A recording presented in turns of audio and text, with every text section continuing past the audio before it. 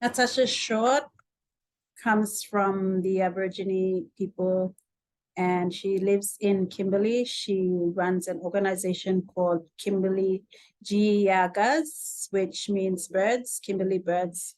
And her story, very inspiring. She spoke about the Aborigine people of when colonization came into Australia and how they were not acknowledged as people who were already on the land, and the disadvantages and the bad things that happened during that time to them. And what Natasha's trying to do is trying to break that mindset of how they're so used to being disadvantaged and they continue to live in under disadvantaged circumstances.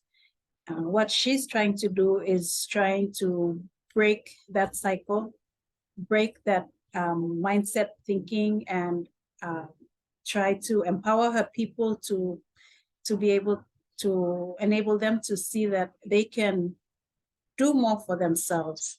And whatever that has happened in the past and all the bad things that have happened, it doesn't define their destiny. One quote she uses is, as a man thinks, so he is, or as a woman thinks, so she is.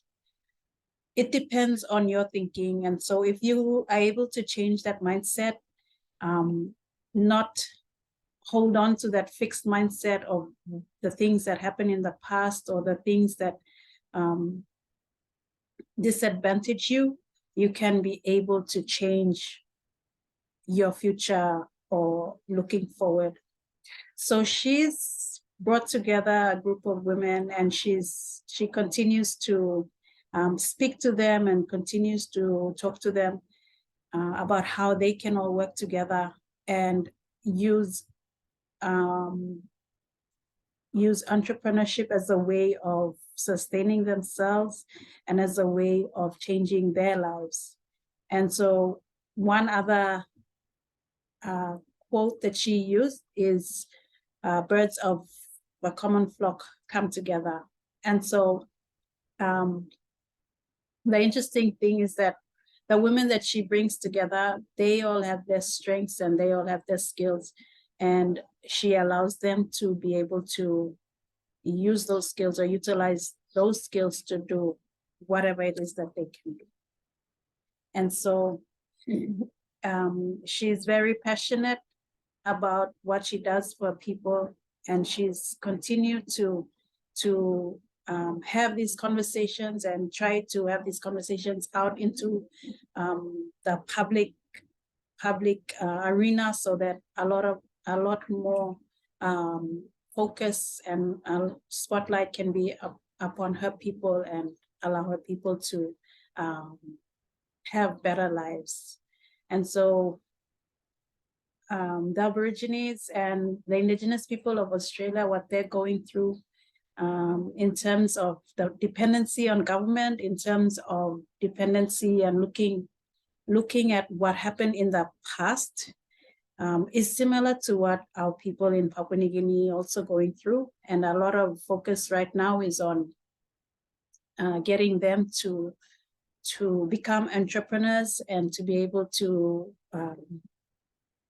change their mindsets, develop their mindsets, so that they can be able to do something for themselves, to be able to be more independent and to just go out and do what they would like to achieve.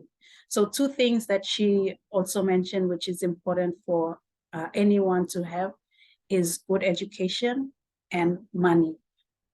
Education allows you to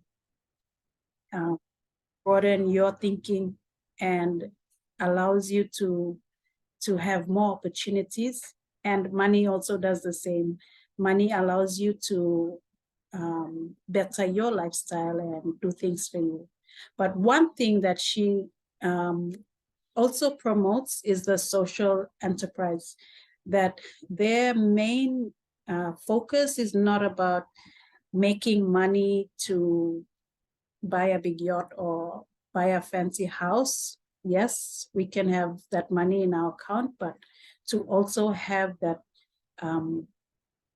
thought in mind that whatever we make and whatever that we can be able to do for ourselves, portion of it or part of it should always go back to the community to help the community thrive. And so most of the entrepreneurship that she encourages are social enterprises, so that they always have that social connection and social partnership.